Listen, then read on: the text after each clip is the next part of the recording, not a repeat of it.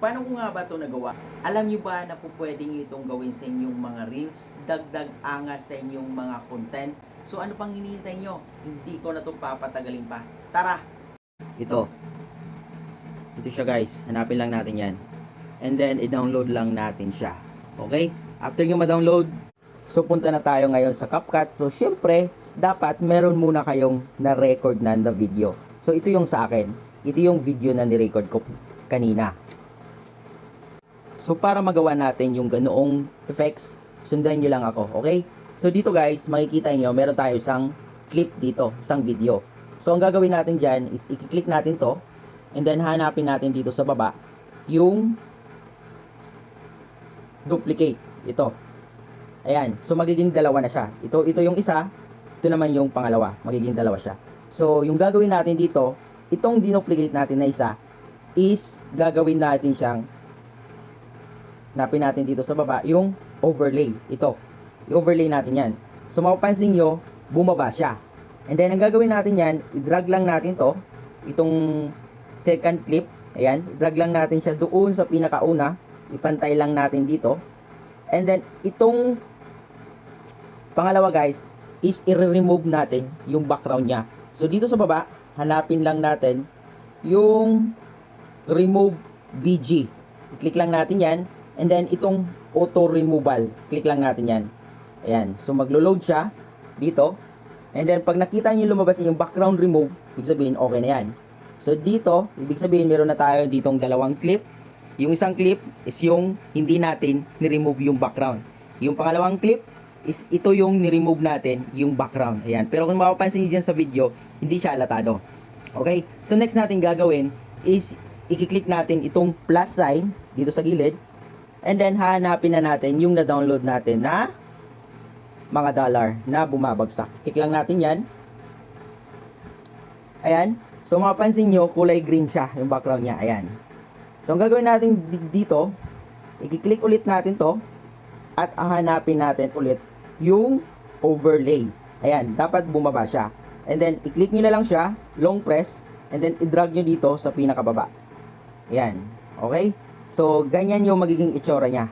Ayan. So, para mawala yung kulay green doon sa mga dollar, yung gagawin natin is, i-click natin yung background ng mga pera na bumabagsak, and then hahanapin natin yung remove BG.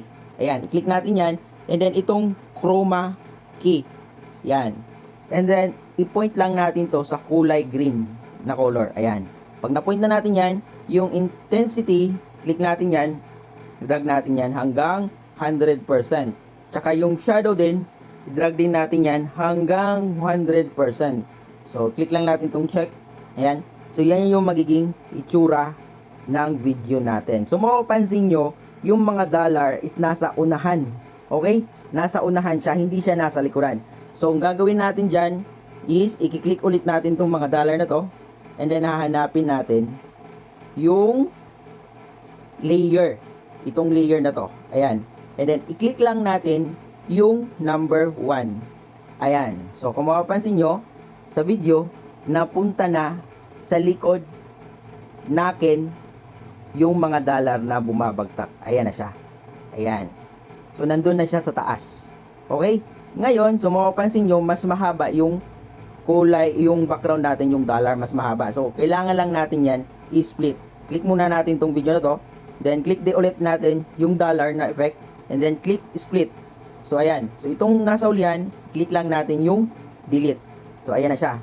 So, mapapansin nyo guys, pantay na silang tatlo. Okay? So, next step tayo.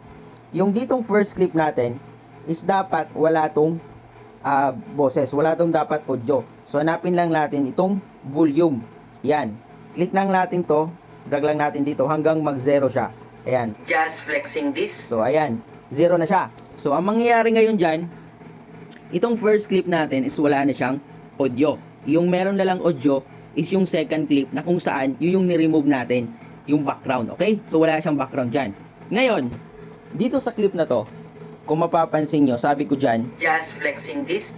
Pag sabi ko na just flexing this, dapat doon pa lang lalabas yung mga dollar na bumabagsak. So, ulitin lang natin ha. Just flexing this. I-timing lang natin. So, yan yung pakasabi ko na just flexing this. Dapat doon pa lang lalabas yung mga dollar. So, ang nangyari, so ang gagawin natin dito, ta-timing lang natin siya kung saan natin siya gusto ilagay. So, gusto ko siya dito ilagay. Pagsabi ko ng just flexing this. So, dito ko siya ilalagay. So, mangyari, click ko tong dollar na to, i-split ko ulit, and then, itong nasa unahan, itong nasa una, kiklik ko lang yung delete. So, ma-delete na siya. So, ang mangyayari yan, pagsabi ko ng Just flexing this. saka pa lang lalabas yung mga dollar. So, anong nangyari?